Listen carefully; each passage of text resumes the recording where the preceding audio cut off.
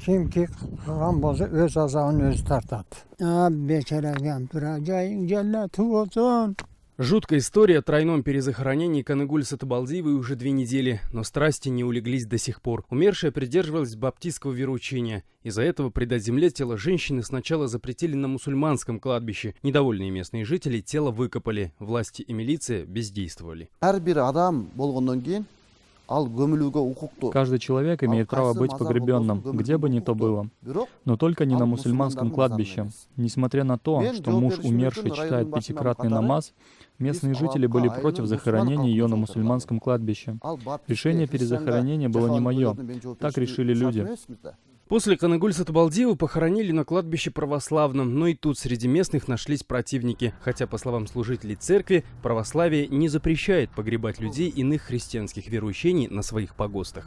В православной церкви нет таких запретов канонических на то, чтобы на кладбище хоронили там кого-то, допустим, лютеранов или баптистов, еще кого-то. Проблем на самом деле никакой нет.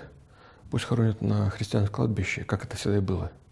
То, что там кто-то воспротивился, скорее всего, это частная какая-то инициатива каких-то конкретных отдельных людей, и православная церковь к канонам никакого отношения не имеет. Изрядно поглумившись над телом, усопшую предали земле в 3-й раз. Но о месте захоронения власти не сообщили даже родным баптистки. Между тем правоохранительные органы из-за шумихи возбудить уголовное дело все-таки решили. По статье «Надругательство над телами умерших и местом их захоронения». По делу проходят 5 жителей Алабуки. Однако в Госкомиссии по делам религии считают, что главная вина лежит на органах местного самоуправления. Именно они ответственны за своевременное предоставление мест под кладбище. По закону полномочия ихние, и они должны этот работу прорабатывать, вопрос прорабатывать, и они должны были там, я думаю, жестко решать в рамках действующего законодательства, потому что на самом деле здесь вопрос касался не о том, что духовенство выступали против местные жители, и они пытались найти компромисс между местными жителями и,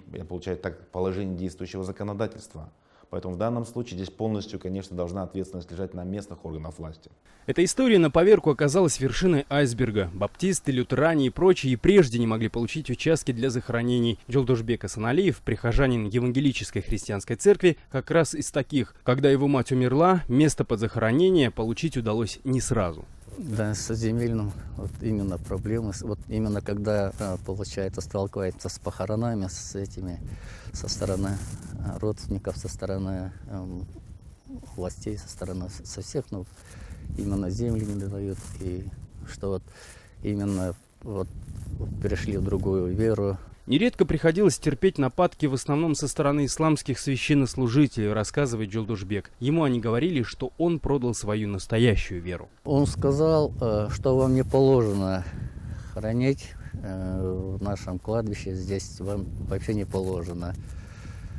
И вы обращаетесь к власти, и они, пускай они выдадут землю, а мы вам не разрешаем и не разрешим, говорит, хранить, потому что вы из другой веры.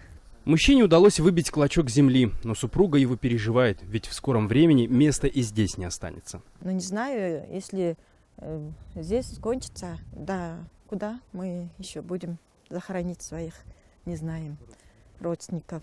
Сегодня земельный вопрос в стране стоит очень остро, а кладбищенская проблема острее вдвойне. Обеспечить землей более чем 2800 религиозных организаций, по мнению экспертов, задача практически невыполнимая. Было сделано предложение такое, что в районах, может быть, надо где-то в районах подумать о том, что в каждом районе хотя бы сделать одно муниципальное кладбище, на которое будут иметь право захоронения представители любой конфессии.